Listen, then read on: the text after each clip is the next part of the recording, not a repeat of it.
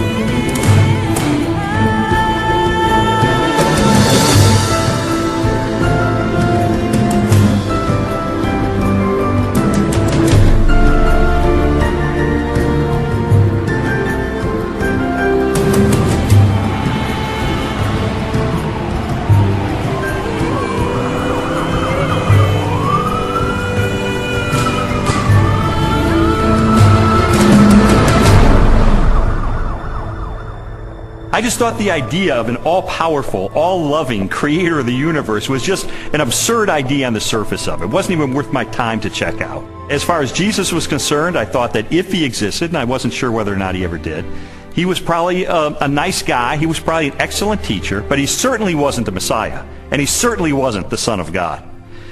Now, my wife was more in spiritual neutral. She was more of an agnostic, whereas I was more antagonistic toward Christians. I just didn't know where all the pieces fit together. I didn't know who Jesus was or how he fit into the picture. Lee was antagonistic towards God. I was simply confused. There really was no room for God in my relationship with Leslie when we were dating and when we got married, but you know what? We were happy. We didn't have any problem with that. When I first started going to church, Lee responded very negatively. He basically told me that this is not what he had signed up for. That when we had gotten married, he had life planned in a way that did not involve church. My biggest fear with Leslie was that she was going to turn into some religious prude or something, and I thought nothing good can possibly come out of this.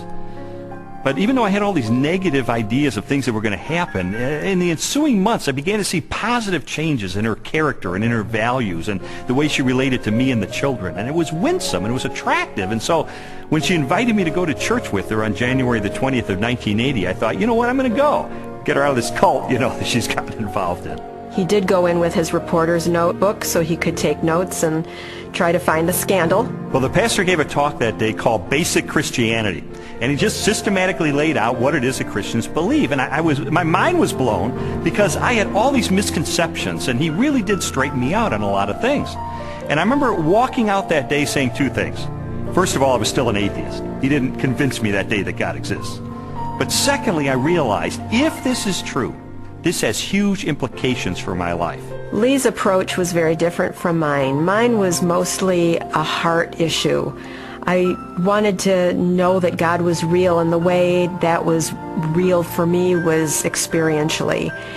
And for Lee, it was more about documentation, about being able to have facts that proved it true. Well, I was a journalist, so there was really no problem with me picking up the phone and calling a scholar and saying, hey, I'm Lee Strobel, I'm with the Chicago Tribune.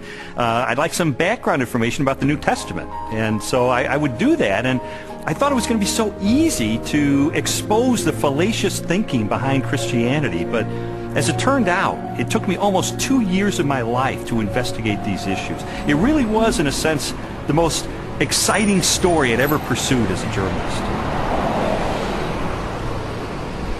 I think, unfortunately, because the documents, the New Testament and specifically, were written so far after Jesus' death that it's really hard to say. I don't know myself that it was real. I was not there, but people were there at that time. So their account of things that happened back 2,000 years ago has been passed down. As an attorney, I rely on evidence. And so, you know, it would be tough to get evidence at this late date. Well, I began my investigation by looking at the gospel accounts. How did I know that the New Testament was telling me the truth when it talked about Jesus? Now, obviously, I didn't accept the New Testament as being the inspired Word of God. I certainly didn't accept it as being inerrant. But what I had to accept it as being, which it undeniably is a set of ancient historical documents. And I knew that historians had criteria that they could apply to determine whether or not these documents are trustworthy. So those are the kind of people who I pursued. I went after the heavy hitters. I went after the expert witnesses who could help me sort through these issues. J.P. Moreland, Biola University. Mark Strauss, Bethel Seminary. Craig Blomberg, Denver Seminary.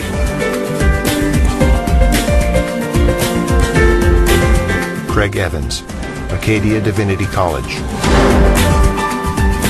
N.T. Wright, Bishop of Durham, United Kingdom. Over the last 250 years, it's been common coin in Western culture that, oh, you can't believe what's said in the Gospels. You know, it's even made into musicals. The things that you're liable to read in the Bible, they ain't necessarily so. And that skepticism has wormed its way into much modern culture, and indeed into many Christian circles, many church circles, where they'll say, well, Matthew probably made this bit up, or Luke just added this bit on the end of the parable, or whatever it is. I and others have spent some of the best years of our lives researching what was actually going on in Palestine in the first third of the 1st century AD, and trying to get inside the minds of first century Jews, first century Romans, different Jewish parties and movements, etc., etc. And the more that I have tried to do that, the more I've found that what you find in Matthew, Mark, Luke and John comes up in 3 dimensions and says, my goodness, this actually belongs, it makes sense, it fits, it gives us very vivid portraits of who these people were and what they were doing. The New Testament Gospels are biographies of Jesus. While the authors do not identify themselves in the text, from very early in the Christian era, the Gospels have been attributed to Matthew, a disciple or follower of Jesus, Mark, a colleague of Peter, also a disciple, Luke, a historian and confidant of the Apostle Paul, and John, a disciple of Jesus. Both Matthew and John were among the 12, Jesus' closest followers, and constant companions throughout his ministry. They would have personally observed most of the events they described in their Gospels. Mark and Luke were also contemporaries of Jesus and wrote their biographies based upon information provided by many eyewitnesses.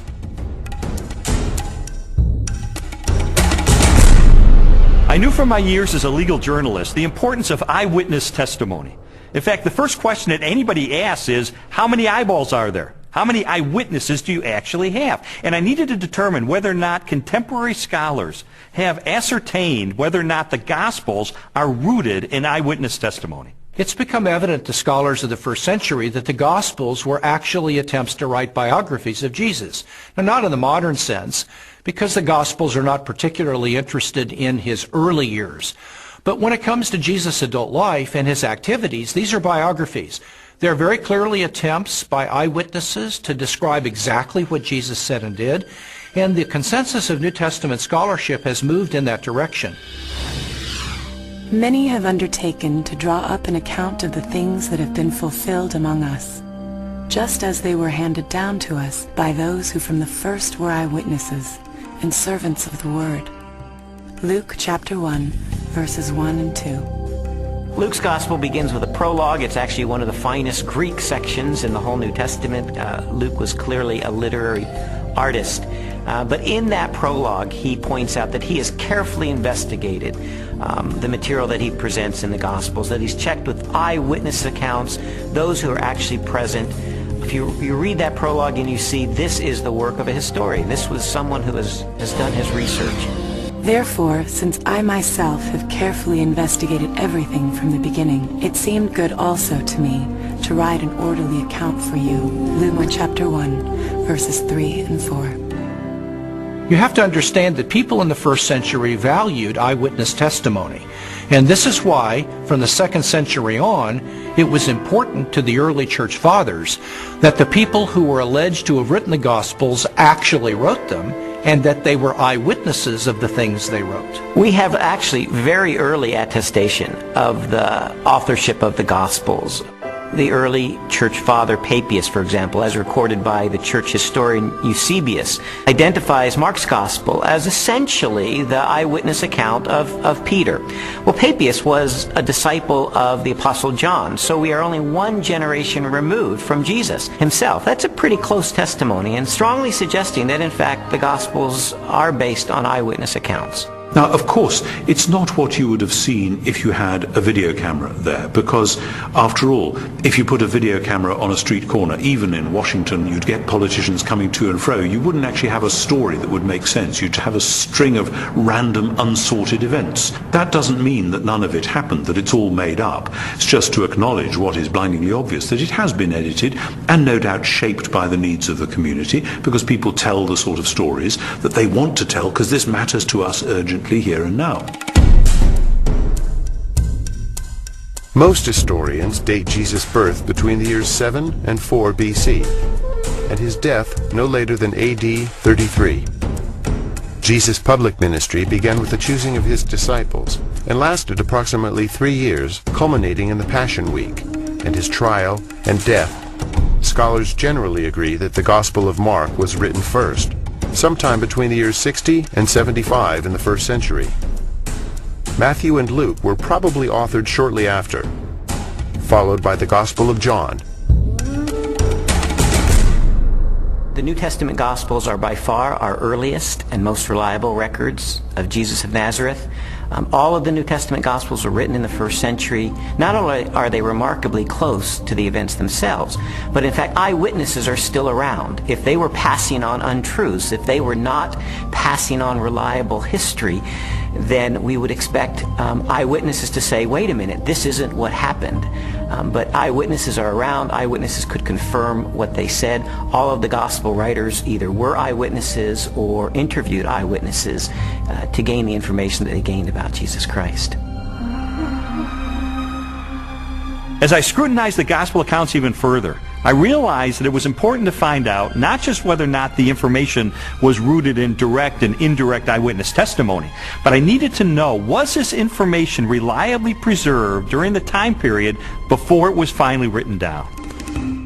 We have to put ourselves into the ancient world without modern media, without even a print-based culture in which the only and the standard way of preserving information was through oral tradition, most of which was memorized.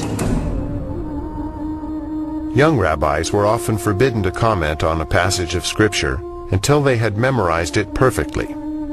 In fact, it was not uncommon for rabbis of Jesus' time to commit the entire Torah to memory.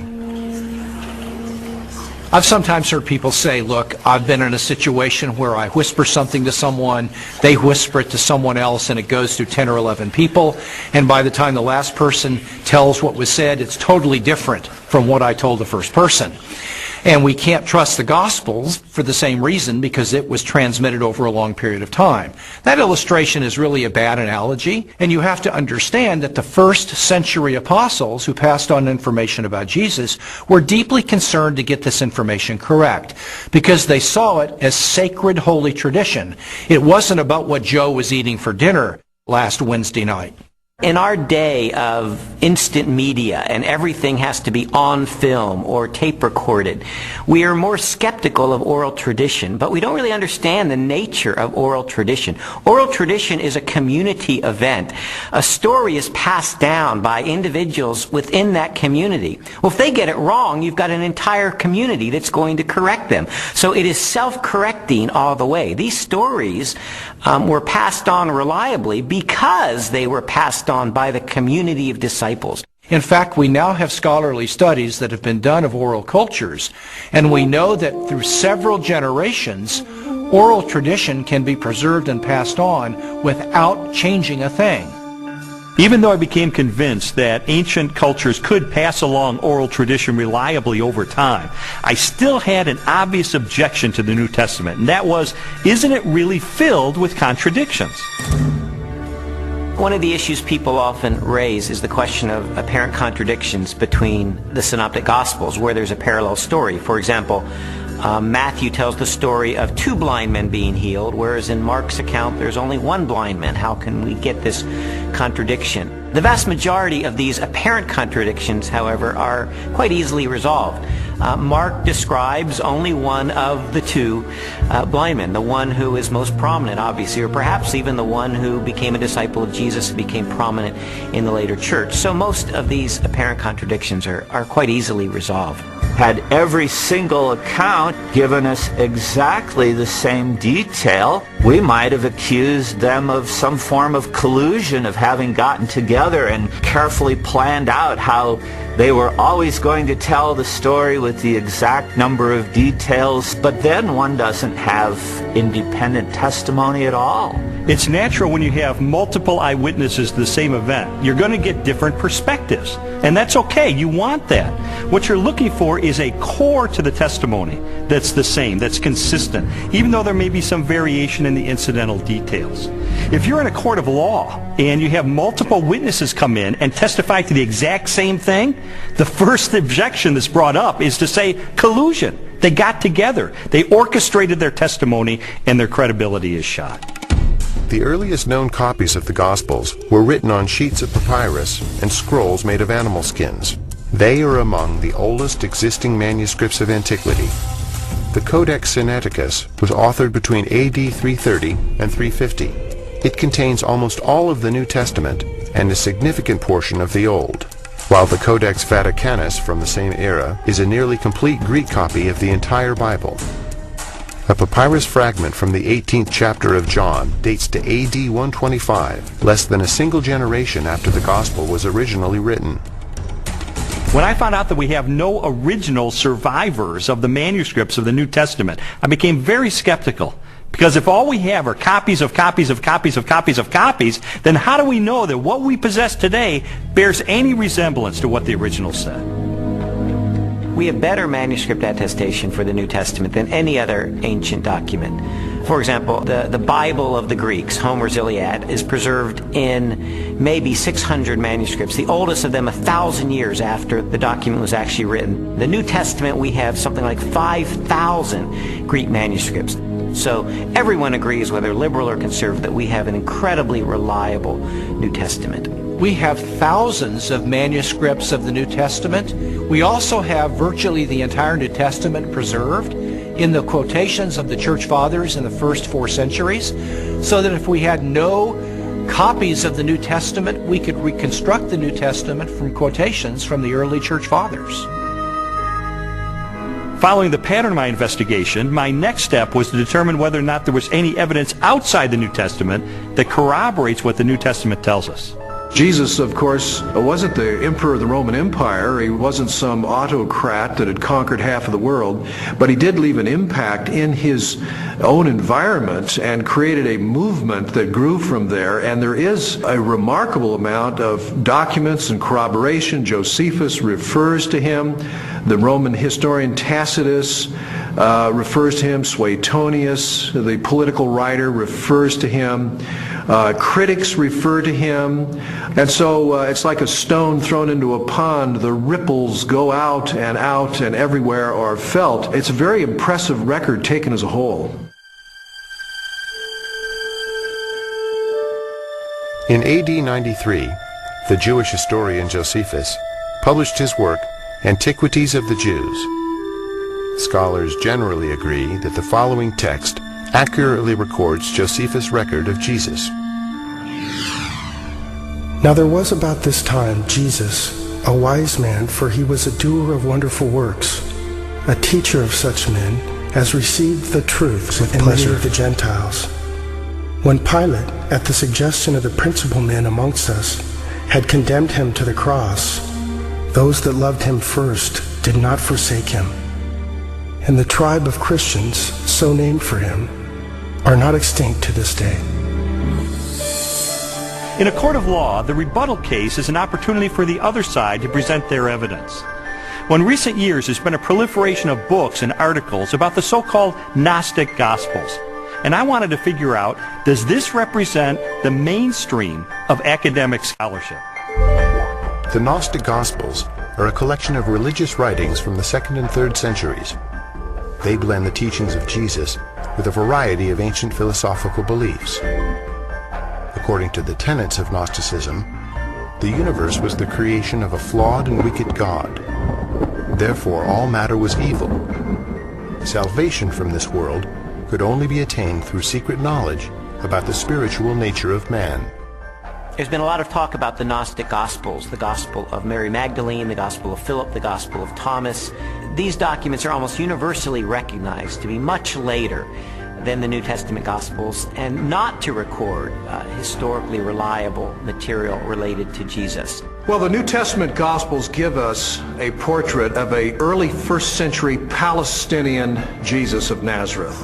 The Gospels from the 2nd century, which are mostly Gnostic Gospels, such as the Gospel of Judas, or the Gospel of Thomas, or the Gospel of Philip, or the Gospel of Mary, they give us a very different Jesus. Now, you can pick and choose if you want. You can say, well, I like the 2nd century Gnostic Jesus better. Others might want the early 1st century Palestinian Jesus. But if you're going to be a scholar about it, and you're going to talk about, well, which Gospels really do give us earlier traditions that more reliably reflect the actual historical Jesus, you got to go with the New Testament Gospels every time. There's a view among some that there were all of these different competing views of Jesus Christ, and that the one that won out became the orthodox perspective of Christ reflected in the Gospels. All the evidence runs contrary to that. Jesus was a 1st century Jewish teacher who revealed and demonstrated himself to be the Messiah. That's the presentation we get in Matthew, Mark, Luke, and John, the New Testament Gospels. These later Gospels, these Gnostic Gospels, present a very different Jesus, almost a Greek philosopher, an esoteric Gnostic Jesus. It's clearly not the authentic historical Jesus. What I've come to discover is that the Gospels in the New Testament, Matthew, Mark, Luke, and John, are our best sources for Jesus. And I've also found that they are reliable, and that from these sources we can form a picture that I believe is very accurate, that tells us about Jesus, what he taught, how he was perceived by his contemporaries, and what his life was really all about. Everything from Jesus' parables to his healings, to his controversies, to his warnings, and all of that, the reason they were telling this stuff is that not just it was good advice for them in their own day, but that it actually mattered, that it actually happened. And if it hadn't happened, you're into a totally different worldview, a worldview which is about ideas, which is about self-realization, hugely popular in our culture just now, discovering who I really am. You know, for goodness sake, Jesus didn't come to help me discover who I really am. He came to tell me who he knew I really was and to do something about it. And that's much better news. After a while, as the evidence would accumulate more and more, it was like there were these scales and they began to tip increasingly. And I began to go from a hard-hearted, cynical atheist to someone who was still skeptical, but who was more open-minded, maybe more of a spiritual seeker, someone who was willing to follow the evidence wherever it took me.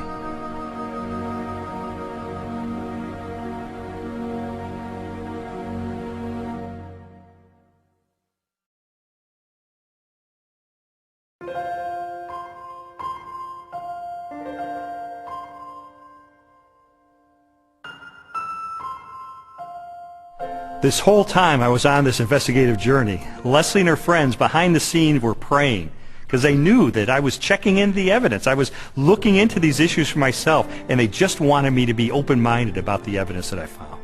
I was feeling like my whole world was opening up into something new and way more exciting and fulfilling than what we had been on. And it was that frustration of trying to help him to recognize that that was the case. Well, Leslie tried several things during this period to try to spur me on in my investigation. It didn't help very much. For instance, she would leave Bible tracts around the house, or she would take a Christian book and highlight certain passages and leave it open on a coffee table, things like that. And it really didn't help. And I told her it was not helping, and she understood that. But I think sort of the whole time she was holding her breath, because this was not a very smooth investigation. He would take 2 steps forward, 3 steps back. Sometimes it looked like he was really getting it, and other times he would just turn into an angry, frustrated person again. And so it was a very frustrating time for both of us. I believe Jesus was a real person. I believe he did live. I guess there are some exaggerations in the Bible, I'd have to say. I don't believe we'll ever know if Jesus was really what everyone thinks he is. I think it's a lot of folklore. I think it's a lot of historical misrepresentations. I think it's a lot of wishful thinking. But I don't think we know, and I don't think we'll ever know, and I don't think there's any way to prove what has been claimed about Jesus for all these years. The biographies of Jesus in the New Testament gave me a lot of information about him. But Christians were saying that he is the Son of God. That's a huge step to take to believe that. And so I sought out more scholars so I could pose to them this question: who was Jesus?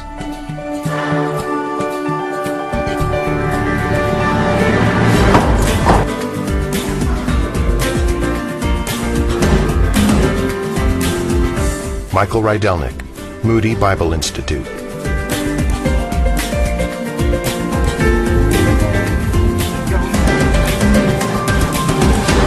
Ben Witherington, Asbury Seminary.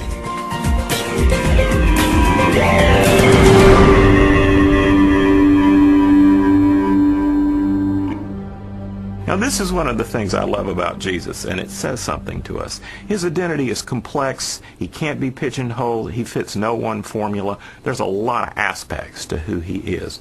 But always, he presents himself as a challenge to the status quo, to preconditioned thinking about what Son of God, what Messiah must be. He's carving out his own niche. He's doing his own thing like a great and creative artist. He is not simply replicating anything from the past. He is taking bits and pieces of prophecies and ideas and wisdom literature and law and you name it, and he's made a whole new gumbo. And he's serving it up, and people don't know what to think. He goes in a synagogue and says some of this stuff, and they go, wow, a new teaching, and with authority. Shazam! Amazingly, people say, you know, no one teaches like him because he spoke with his own authority.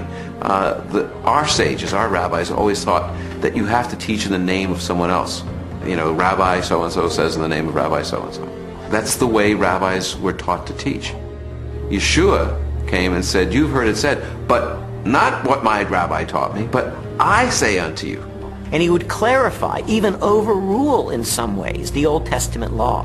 Well, this law was given by God himself, for Jesus to say, I am the authoritative interpreter of the law. I am the one who has come to fulfill the law.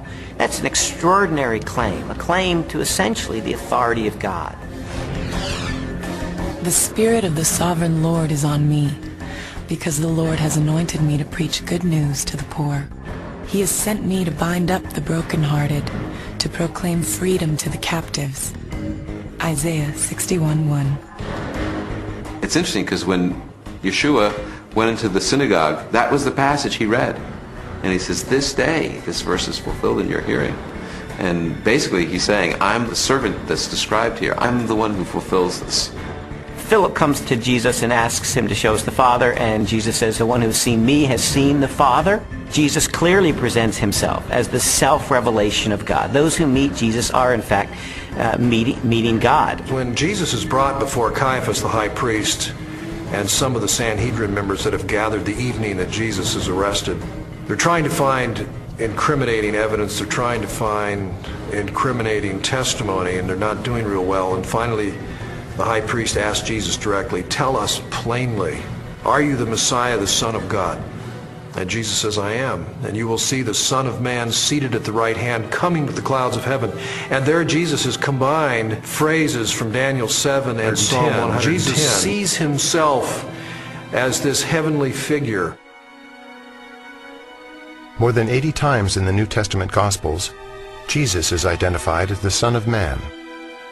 While the human connotations of the phrase are obvious, a broader interpretation is found in an Old Testament scripture written by the Jewish prophet Daniel. In my vision at night I looked, and there before me was one like a son of man, coming with the clouds of heaven. He approached the Ancient of Days and was led into his presence. 7:13.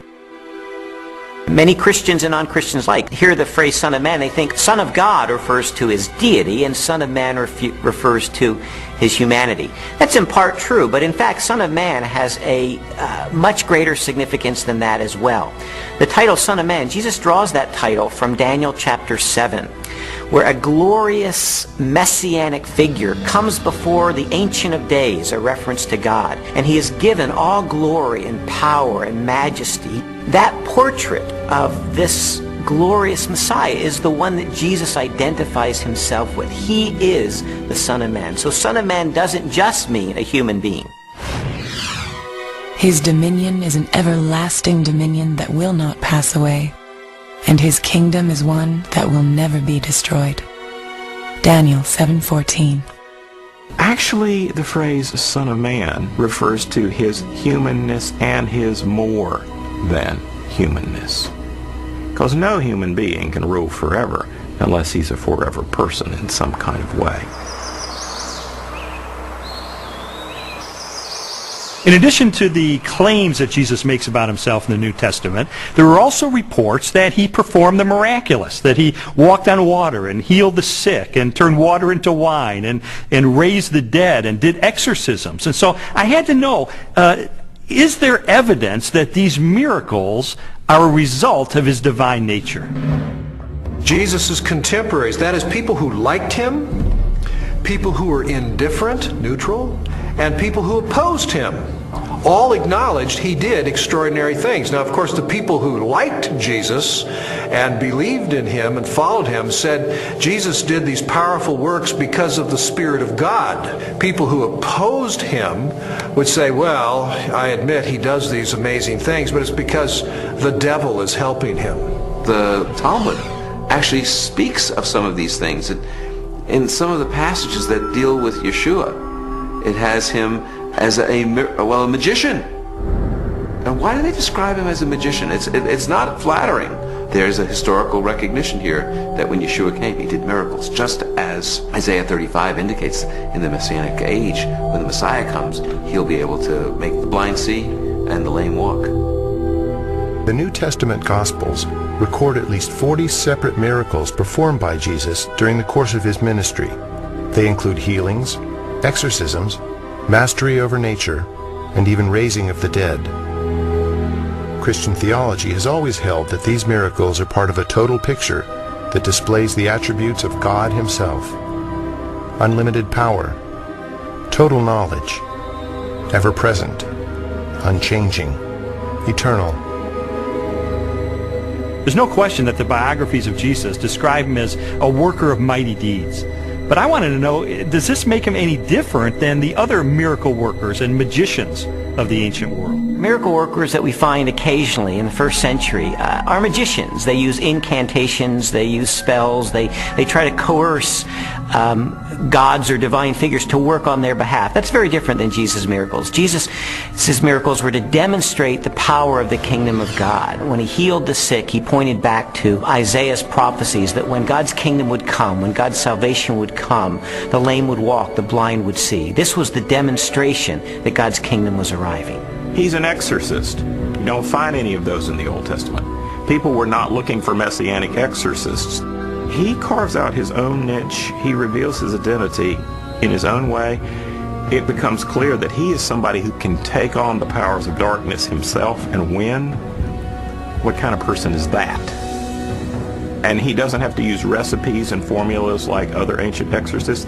He can just call the demon by name and that boy's out of there. One of the most astonishing things that Jesus did was when he claimed to forgive sins. In Mark's Gospel, chapter 2, a man is brought to him, a paralyzed man, and the crowds around him are expecting Jesus to heal him. But instead, the first thing Jesus said is, "Your sins are forgiven." Only God forgives sins. Now, some might say, well, Jesus may have been forgiving sins on behalf of God. But in fact, that's not the way his listeners understood him, because immediately the religious leaders responded to that. Who is this that forgives sins? Only God forgives sins, they claim. But Jesus claims the ability to forgive sins. And that to confirm that he has that authority, he then heals the man. And so a very obvious question arises. That is Jesus the Messiah, the Christ, the Anointed One, the one sent by God to be the Savior of Israel and the world? Christians told me that there are dozens and dozens of ancient prophecies contained in the Old Testament of the Bible, and that they predict the coming of this Messiah, and that Jesus, against all mathematical odds, fulfilled those prophecies. And I thought, this is a little bit like the fingerprint evidence you see in a court of law. I remember covering one particular case where the murderer went through the purse of the victim, and he left one thumbprint on the cellophane wrapper of a package of cigarettes. And it was that thumbprint that led to his conviction for murder. And I thought, in an analogous way, could it be that these ancient prophecies are sort of like that thumbprint on the cellophane? Do they create a thumbprint that only Jesus Christ in all of history manages to match?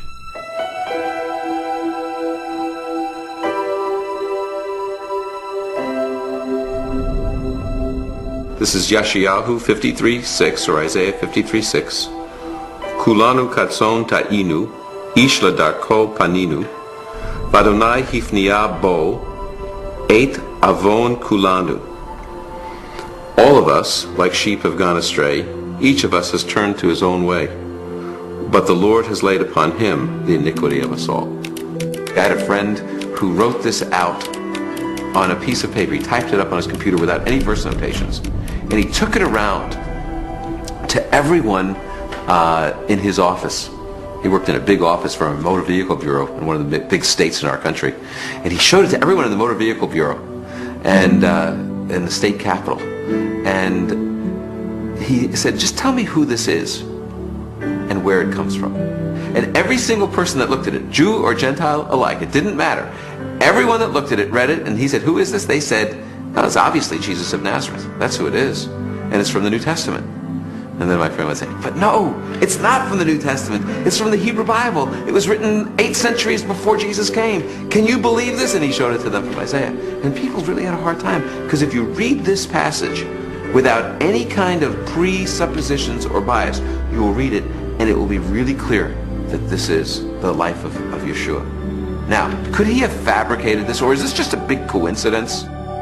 In the Old Testament, we really have two kinds of prophecies. We have prophecies that are fulfilled uniquely in Christ, and prophecies that are fulfilled typologically in Christ. And I do think we need to distinguish between the two. Those that are fulfilled uniquely in Christ were once and for all fulfilled by Jesus. And those are the ones that we can really point to have apologetic value. That is, to demonstrate that Jesus was the only person who could have possibly fulfilled this. His birth in Bethlehem is one of those prophecies. His role as the suffering servant of Isaiah 53 is one of those prophecies. His entrance into Jerusalem on a donkey from Zechariah chapter 9. These are clear evidence that Jesus is fulfilling the Old Testament. The most amazing part of Isaiah's prophecies is in Isaiah 9, when it speaks about the son of David coming to be the king, to sit on the throne of David and have an eternal righteous kingdom. And everyone knows it from Handel's Messiah. Unto us a son is born, unto us a child is given. And the idea of this verse is that the Messiah will actually be born, physically born. And then it says, and his name shall be called Wonderful Counselor, Mighty God, Father of Eternity. In other words, he's the creator, the author of time. Some skeptics have said that Jesus could have engineered the fulfillment of these prophecies. Of course, Jesus could not have determined where he was going to be born. So to be born in Bethlehem, obviously he could not have engineered that. Also, as the suffering servant, it would have been difficult for him to engineer such a specific fulfillment of Isaiah 53. But on the other hand, the fact that Jesus performed certain actions that in fact fulfilled prophecies only demonstrates that he was indeed the Messiah. Anyone who enters Jerusalem riding on a donkey, in obvious fulfillment of Zechariah 9:9, is saying, yes, I am the Messiah. So we certainly have a glimpse in that fulfilled prophecy of the self-consciousness of Jesus, that he truly believed that he was the Messiah. Scholars have determined that Jesus fulfilled at least 4 dozen major prophecies, each written a minimum of 3 centuries before his birth. Their content ranged from specific details about his life to the symbolic implications of his death. Psalm 22 gives a poetic picture by David, written in the first person, of what the Messiah will be like in his suffering. And one of the things he says is that they will pierce my hands and my feet. Now, David wrote before crucifixion was known, probably by about 300 years. So Isaiah 53 says he was pierced through. It gives us the reason for his death. He was pierced through for our iniquities. So there's a purpose. He dies not just because he's a martyr, but because he's a substitution for sin. A college professor of mathematics and science named Dr. Peter Stoner wanted to determine what the odds were that any human being throughout history could fulfill the messianic prophecies. So he had his students come up with very conservative estimates of the likelihood of any human being fulfilling certain of these predictions, and then they just ran the numbers. And what they determined is that the odds of any human being fulfilling 48 of these ancient prophecies would be 1 chance in a trillion.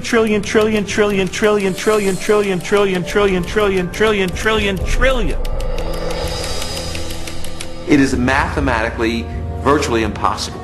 To me, just as significant as all of those unique prophecies that were fulfilled in Christ is the complete drama of the Old Testament. The fact that the Old Testament is the story, the narrative of God's redemptive movement, his movement to deliver and save humanity. And Jesus is the climax of that movement. He is the climax of salvation history, the one who brings it off to fulfillment. You read the Old Testament, it's building. Jesus arrives on the scene and he is the fulfillment. And he recognizes himself clearly as the climax of God's plan of salvation for all humanity. This whole case was sort of like one of those jigsaw puzzles where you don't know what the ultimate picture is going to be.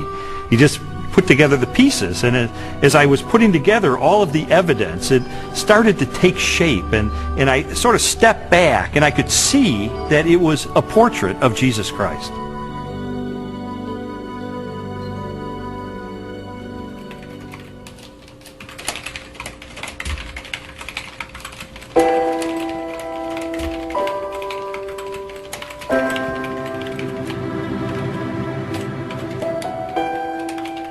This was not just an intellectual journey. There was a very real emotional component to this, because I would find things along the way that would challenge me and my worldview on a very deep level. And I would recoil from it, and I wouldn't want to believe it. And I mean, there were so many reasons why I didn't want there to be a God, because I did not want to be held accountable for my life. I didn't know at the time why Lee was so angry. I thought it was just being stubborn. He says, after coming through it, that it was conviction.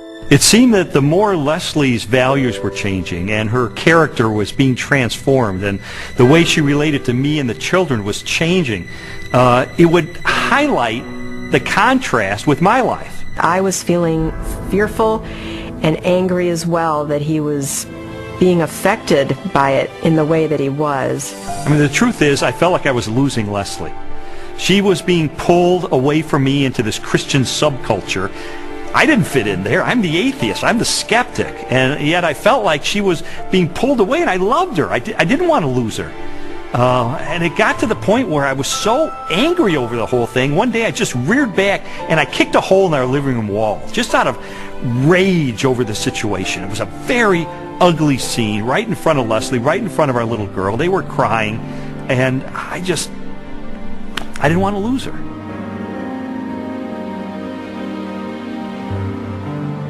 Jesus' body was never found, and so and they predicted it. Well, you know, he talked about it, and it was predicted, and it happened. I mean, it's this easy. It's as simple as that. We just tend to complicate it, man. No, not physically, not his physical body. So when they came the following morning and rolled back the great stone in front of the tomb, and he wasn't there. No, it must have been dark in that. I don't know. They must have missed him. No, I don't think physically a physical body can rise. I don't think that he was yanked out of that, or physically walked out and walked down the street and met with him. It just doesn't make any sense to me. For more than a year, I'd investigated the historical record for the reliability of the New Testament. I'd looked at the identity of Jesus. But now it was time to look at the ultimate evidence for who he really was, the purported resurrection of Jesus from the dead. And for that, I went to the best scholars that I could track down.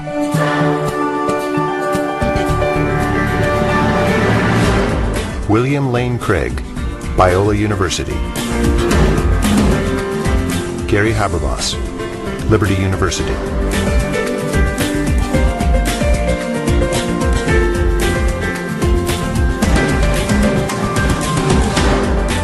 Michael Licona, North American Mission Board.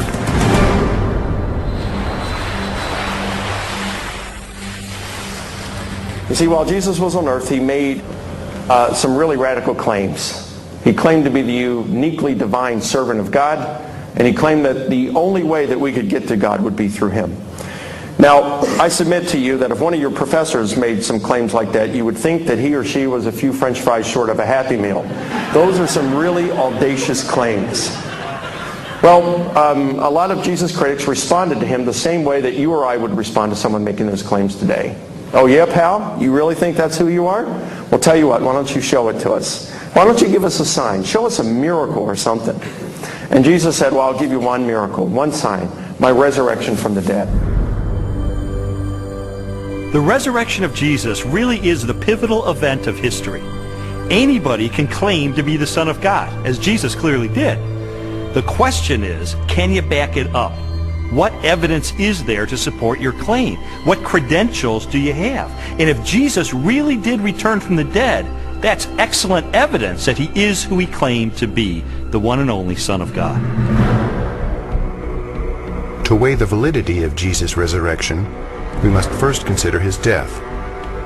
Many skeptics have proposed that Jesus merely fainted on the cross, or was drugged, and later escaped as part of a conspiracy.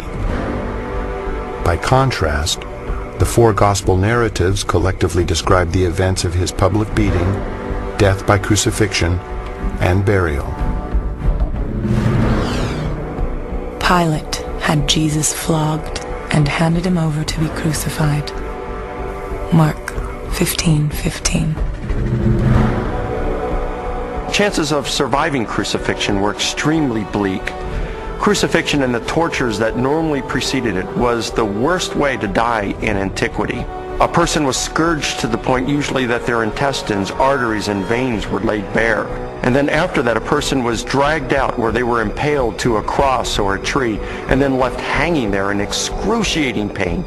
In fact, the word excruciating comes from the Latin, out of the cross. Jesus was being tried and executed as a rebel leader. Now, in the Roman army, if you were responsible for looking after one prisoner of war, even if he was a rather insignificant prisoner of war, if you let him get away, your life would be forfeit in place of his, and life was very cheap. If you were looking after the execution of a rebel leader and you let him get away, you're in deep trouble. You're not going back home to your wife and kids. No way. Game over. The Romans were very, very good at killing people. They specialized in it. They prided themselves on it. Perhaps the most definitive statement of Jesus' death at the hands of the Romans is recorded in the Gospel of John. One of the soldiers pierced Jesus' side with a spear, bringing a sudden flow of blood and water. John 19:34. Medical experts have concluded that this account from John, an eyewitness of the crucifixion, is evidence that as he suffocated on the cross, Jesus' heart had ruptured. There came a rich man from Arimathea named Joseph. Joseph took the body, wrapped it in a clean linen cloth, and placed it in his own new tomb that he had cut out of the rock. Matthew 27:57 through 60. All four Gospels tell us that Jesus was buried in the tomb of Joseph of Arimathea. That's a remarkable statement, and certainly a historical statement. The evidence for that is, first of all, Joseph of Arimathea is identified as a member of the council, the Sanhedrin, that condemned Jesus. The presence of Joseph of Arimathea in the empty tomb narrative indicates that this is a historically reliable account of what really happened. His name would have been known to people in those days very much like a United States senator would be known today. It would have been very clear where his tomb was, so that there would have been no question about the location of Jesus' burial.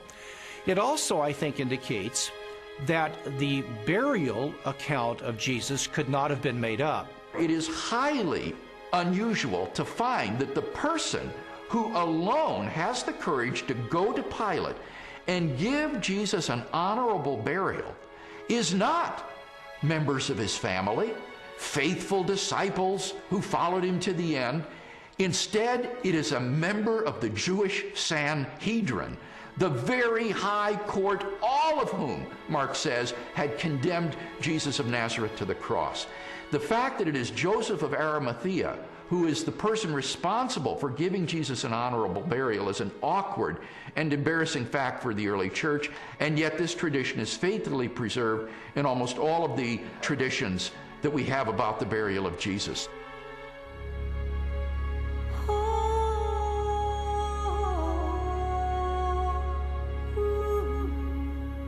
If Jesus really was killed by the Romans, if his body really was buried in the tomb of Joseph of Arimathea, then the next focus of my investigation became obvious.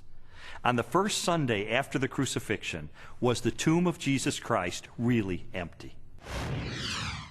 On the first day of the week, very early in the morning, the women took the spices they had prepared and went to the tomb. Luke 24:1. The empty tomb story also has a very embarrassing feature of it that is preserved in the memory of the early church, namely the discovery of the empty tomb by women. Now, in order to appreciate this, you have to understand something of the status of women in Palestinian Jewish society. In that society, which was a patriarchal society, women were frankly second-class citizens. If you were going to invent an account about an empty tomb, then why on earth would you invent witnesses, primary witnesses, whom no one would believe? In fact, they would scoff at that later on. Supposing you were inventing the story of the resurrection of Jesus, many people have said, oh, this was all just dreamed up later on. Well, how would you have done that? The one thing you wouldn't have done would have been to have not only a woman, but a woman who's got nobody quite knows what, but a fairly shady past, as your prime witness. And yet there she is, Mary Magdalene, in Matthew, Mark, Luke, and particularly in John. And already by the middle of the 2nd century, the pagans are sneering, this is just based on the testimony of hysterical women, you can't believe that. But the early Christians stuck to their story, they stuck to their guns, they stuck to the women. They said, this is how it was.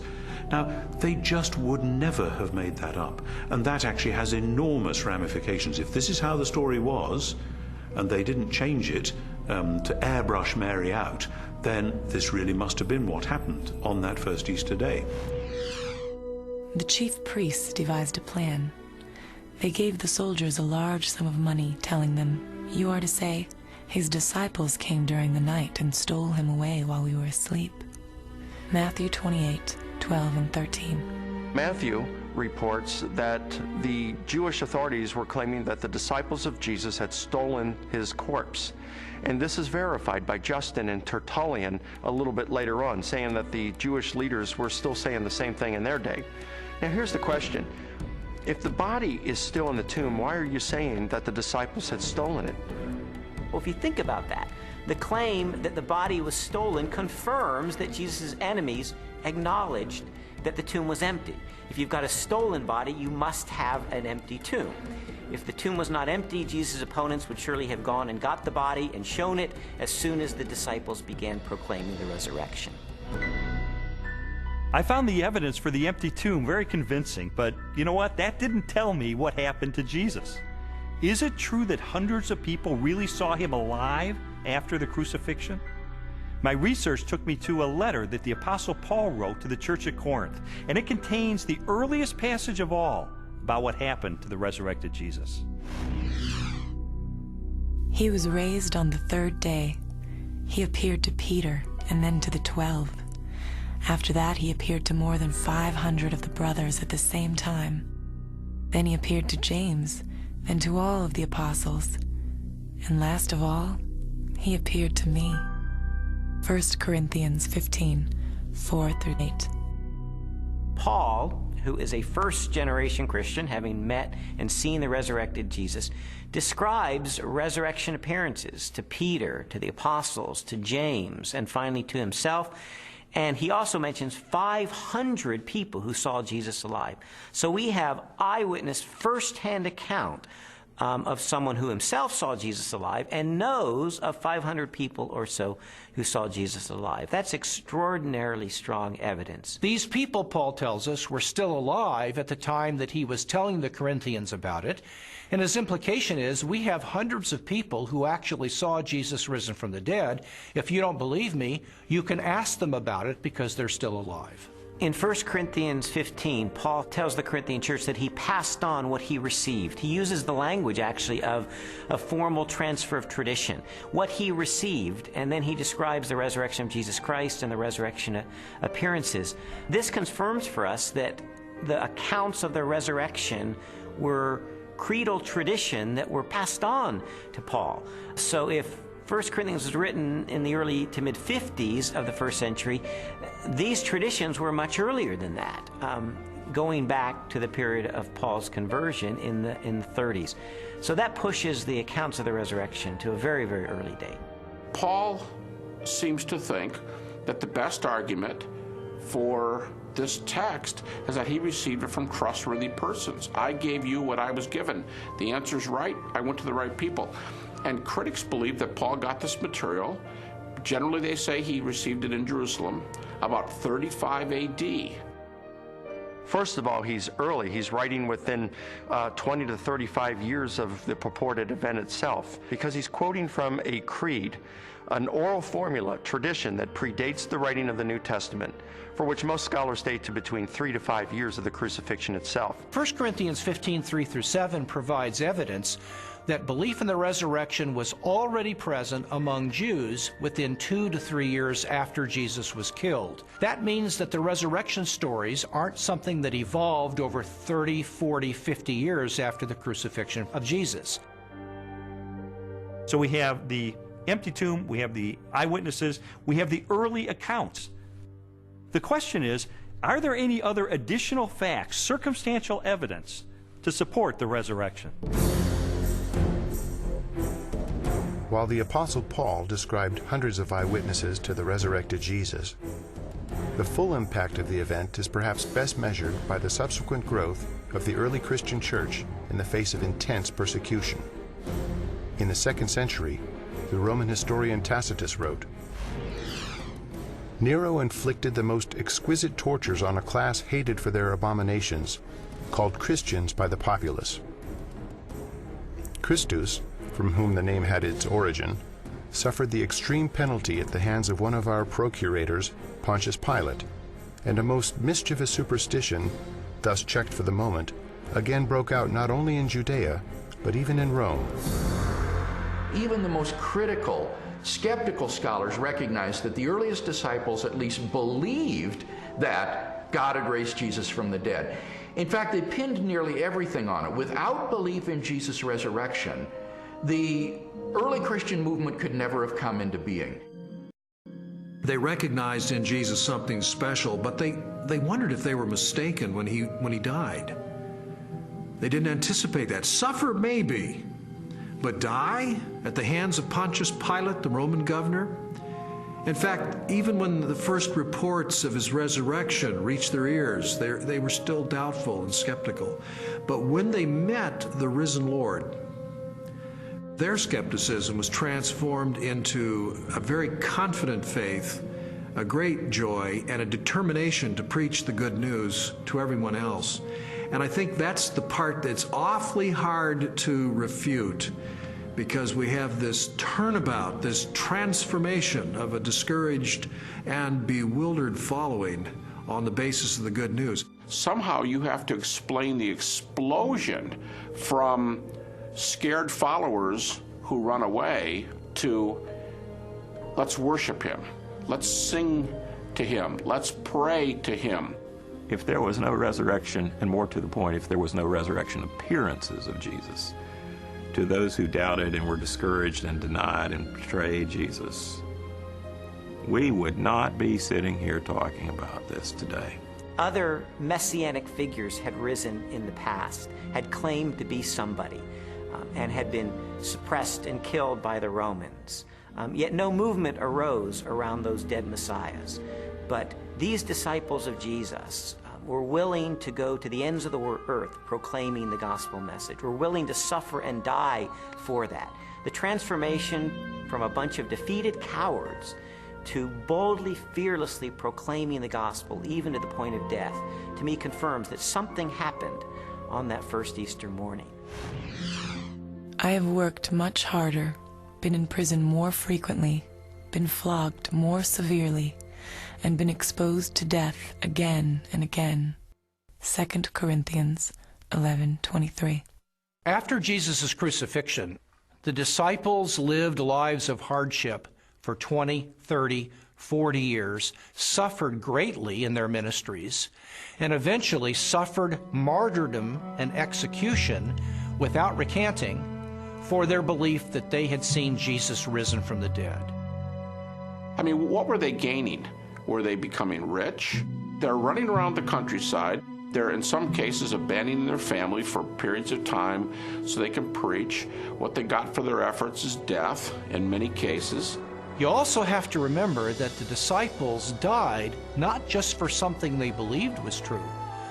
They died for something they actually saw with their own eyes. It's much more difficult to explain that away than it is for someone who dies for a belief and they're sincerely wrong. I came across a bit of evidence I really found fascinating. James was a half-brother of Jesus, and he was not a believer in Jesus during Jesus' lifetime, but he later died the death of a martyr as a leader of the local church. In a similar way, Saul of Tarsus was a persecutor of Christians, and yet he later becomes the Apostle Paul, this incredible missionary. So I had to ask myself, what led to this radical transformation of these skeptics?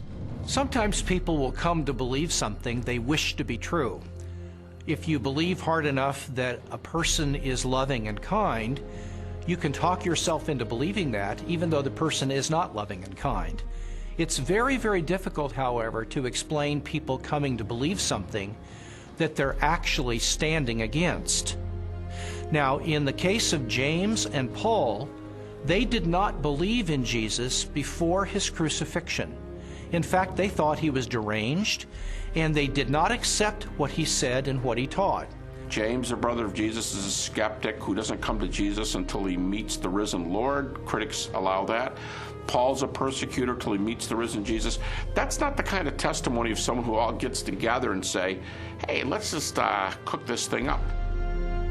One of the certainties, it seems to me, related to the testimony of the apostles is that they truly believed that Jesus was who he claimed he was, and they truly believed that he had risen from the dead, because they were willing to die for that. Very few people are willing to die for something they don't really believe in, or something even worse that they know to be a lie. When Jesus was executed, his disciples were rightly afraid. They scattered. They were fearful for their own life.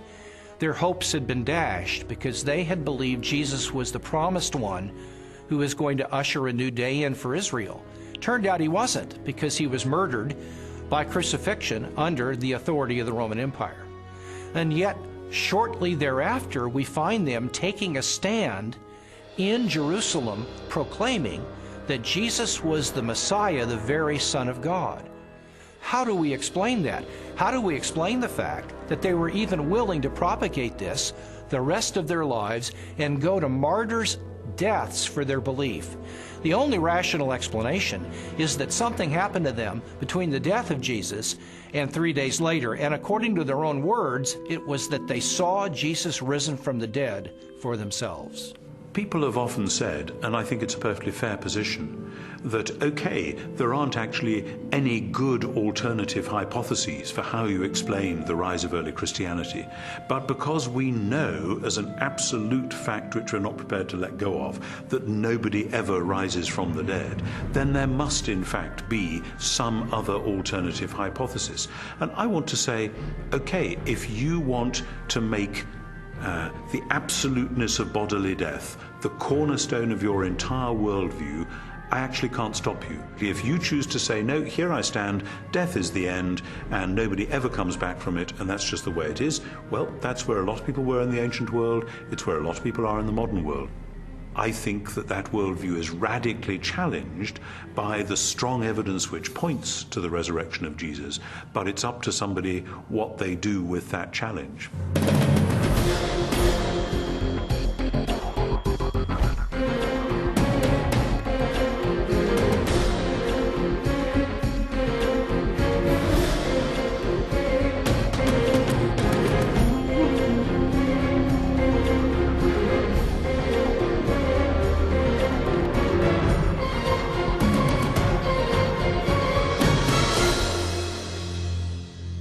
The evidence accumulated over time until November the 8th of 1981, which is sort of when I reached a critical mass. I remember going alone in my room, and I took a yellow legal pad and put a line down the middle, and on one side I started to list all of the evidence I had encountered for Jesus Christ being the Son of God, and on the other side all the negative evidence against that. And I wrote page after page, and finally I put my pen down and I said, wait a minute. In light of this avalanche of evidence pointing toward the truth of Christianity, it would require more faith for me to maintain my atheism than to become a follower of Jesus Christ. And so that's the moment that I decided, consistent with the evidence, the most logical, the most rational step I could take was a step of faith in the same direction the evidence was pointing, and put my trust in Jesus. And after I did that, I thought, you know, maybe Leslie would like to hear about this. I thought it was too good to be true. My heart was pounding. I was in tears. I was so excited. I just threw my arms around him and kissed him and hugged him and told him how I'd been praying and how lots of people had been praying that this day would come. She threw her arms around me and she said, "You hard-hearted son of a Baptist," she said, "I've been telling you this for 2 years. I mean, come on." And that began a transformational process for me, where over time my philosophy and my attitudes, relationships, parenting, worldview, all of that began to change over time for good, really for good. When Lee became a Christian, his whole life started to change, to the extent that our 5-year-old daughter, who also saw those changes, went to her Sunday school teacher and told her that she wanted Jesus to do in her life what he had done in her daddy's life. Jesus said, "You shall know the truth, and the truth will set you free." And you know, that's my story. It was someone who said, I'm going to investigate this stuff with an open mind, let it take me wherever the evidence will take me. And what I discovered in the end is Jesus made the claim that he is the truth, that everything hinges on his identity. In fact, everything hinges on the resurrection, because anybody can claim to be the Son of God. If Jesus really did return from the dead, then he is who he claimed to be, and that changes everything. But what about your own journey? I'd really encourage you, if you've never done it, to investigate the evidence for yourself, but make 3 resolutions up front. Number 1, make it a front burner issue in your life. Number 2, resolve to have an open mind, to go wherever the evidence takes you, even if it takes you to the very uncomfortable conclusion that Jesus is who he claimed to be.